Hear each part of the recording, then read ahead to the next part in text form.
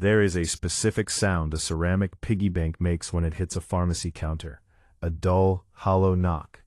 The sound of a child's entire savings being offered to a stranger who is not yet sure whether to be moved or annoyed. Lily Navarro was 7 years old, 4'2", and wearing a yellow raincoat with a broken zipper that her mother Elena had been meaning to fix since October. She had $43 and some coins inside the piggy bank, accumulated over 8 months of lemonade stands, lost teeth, and one birthday gift from a grandmother in Albuquerque. She had been saving for a bicycle, a red one with silver streamers, and she was very close. She placed the bank on the counter of Valley Care Pharmacy on a Wednesday afternoon in November, because the man standing in front of her had just been told his prescription was declined, and Lily Navarro did not yet know that the world contained people who would choose to let that happen. The man's name was Arthur Sims. He was 91 years old, 5'8", and had been coming to Valley Care Pharmacy every month for 11 years to pick up the 3 medications that kept his heart beating, his blood pressure manageable, and the pain in his surgically reconstructed knee down to a level he could navigate without a wheelchair. He wore a veteran's ball cap, faded olive green, the word Korea embroidered in gold thread above the brim, and he carried a brown canvas tote bag that he folded neatly and put in his jacket pocket when it was empty. Arthur had survived the Chosin Reservoir in November 1950. He had walked 14 miles through -40-degree wind in boots that did not fit, carrying a wounded man on his back for the final 4 miles when the other man could no longer stand. He had been awarded a Silver Star for an action he still refused to describe in detail, because, as he had told his late wife Helen exactly once, the only people who deserved to know what happened that night were the ones who were there. He was not a man who showed distress easily. So when the pharmacist, a heavy-set man in his 40s named Dale Kretsch, whose name tag had a small American flag sticker on it, told Arthur that his copay had increased to $312 this month, and that his benefits card had been declined, and when Arthur went very still and very quiet in the way that men of his generation went still and quiet when they did not want to show a room full of strangers that they were afraid, Lily saw it anyway. She saw it because children are not yet trained to look away from the pain of others. She pulled Elena's sleeve. Elena was looking at her own prescription bag and mentally calculating whether she could push the refill another week. "Mama," Lily whispered, "his medicine. We have to buy it." Elena looked up. She took in Arthur's stillness, the declined card, the pharmacist's flat expression. She felt the familiar hot shame of having $9 in her account until Friday. "Baby, I can't," but Lily had already moved. Act 2, Outrage Engine, minutes 2 to 5. Dale Kretsch did not accept the piggy bank. He stared at the ceramic golden retriever on his counter for approximately 4 seconds. Then he told Elena Navarro to control her child, that this was a place of business, and that if she could not pay for her prescription she was welcome to step aside. When Lily reached up and started unscrewing the rubber stopper on the bank's belly so she could count out the coins, Kretsch reached under the counter and called the store manager. When the manager arrived, and the situation did not resolve, because Lily was 7 and did not fully understand what resolve meant in this context, and Arthur had still not moved, Kretsch picked up the phone and called the police. He called the police on a 7-year-old girl trying to buy an old man's heart medication. 2 officers arrived within 6 minutes.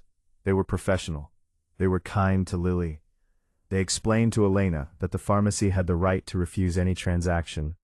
They did not arrest anyone, but the image burned itself into every person who witnessed it. A little girl in a yellow raincoat with a broken zipper, clutching a piggy bank, being told by a uniformed officer that she needed to put her money away and go home. Elena paid for her own prescription. Arthur left without his. In the parking lot, Elena gave Arthur $40 in cash, a grocery run she would not now be making, and told him to go to the pharmacy on Mesquite Avenue and get what he needed. Arthur looked at her for a long moment. Then he looked at Lily. "You're going to be all right," he said to the girl. It was not entirely clear whether he was comforting her or himself. Then he walked to his truck, started the engine and sat there without moving for several minutes. Elena sat in her own car and for the first time in 2 years of double shifts and single motherhood and almost empty accounts, allowed herself to cry for a full 5 minutes. Then she picked up her phone. She was an ICU nurse. She had spent 11 years watching pharmaceutical billing destroy patients. She knew what a copay of $312 for a standard cardiac maintenance medication looked like. It did not look right. She pulled up her insurance billing app. She searched for Valley Care Pharmacy's average copay rates. Then she searched the State Pharmacy Board database. Then she called her friend Marcus, who worked in healthcare compliance at a hospital in Phoenix, and read him the numbers. Marcus was quiet for a long time.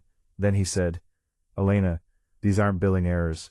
Someone is manually overriding the copay calculator." It was a scheme in Florida.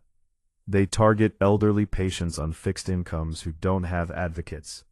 People who won't fight back, won't understand the bill, won't file a complaint. They inflate the copay, pocket the spread between what insurance actually reimbursed and what the patient was told they owed, and they keep the amount just under the threshold that triggers an automatic audit. He paused. How old was the veteran? 91, Elena said. Korea. Elena, Marcus said. You need to pull every transaction record you can access for that pharmacy, going back 3 years. Because I guarantee Arthur Sims is not the only one. He was not. In 72 hours, using State Pharmacy Board public records, Medicare billing disclosures, and a network of healthcare compliance contacts that Marcus mobilized with a series of phone calls, Elena built a case file that covered 31 pages and named 214 patients at Valley Care Pharmacy who had been systematically overbilled over a 38-month period. Of the 214 patients, 181 were over the age of 75. Of those 181 patients, 139 were military veterans or surviving spouses of military veterans. Dale Kretsch had not designed the scheme. He was a mid-level instrument, a pharmacist who had been recruited into it 18 months ago, when the pharmacy's parent company, a private equity-backed chain called NovaCare RX, had installed new point-of-sale software with a hidden copay override module. The architect was NovaCare RX's Director of Revenue Optimization, a 34-year-old MBA named Jason Petrie, who had written a 47-page internal strategy document, a document Elena now had a copy of, titled Enhanced Patient Contribution Management, Maximizing Out-of-Pocket Recovery in Fixed Income Demographic Segments. He had used the words, fixed income demographic segments. He had meant men like Arthur Sims. Elena forwarded the file to the Arizona Attorney General's Healthcare Fraud Division. She forwarded it to the Department of Veterans Affairs Office of Inspector General. She forwarded it to a reporter at the Arizona Republic named Dana Flores, who had spent 4 years covering pharmaceutical fraud, and who, when she read page 1 of Elena's file, said only, "How fast can you meet me?" She also, because Lily asked her to, posted a single photograph on a community Facebook group. The photo had been taken by another pharmacy customer on a phone, slightly blurry shot from behind, and it showed a small girl in a yellow raincoat placing a ceramic piggy bank on a pharmacy counter, while an old man in a Korea veteran's cap stood beside her. It was shared 340,000 times in 18 hours. Act 4 Payoff Architecture, minutes 6.5 to 8. NovaCare RX suspended Jason Petrie and placed Dale Kretsch on administrative leave within 96 hours of the Arizona Republic story running. The Arizona Attorney General's office opened a formal investigation. The VA OIG began a parallel federal inquiry. 3 weeks later, NovaCare RX's legal team, likely calculating the exposure from 214 overbilled patients across 3 states, announced a full remediation program. Every affected patient would receive a complete refund of every fraudulent copay charge, going back 38 months, plus a $500 goodwill payment. Total restitution, $4.2 million. Arthur Sims received a check for $3,840. He held it for a long time before he deposited it.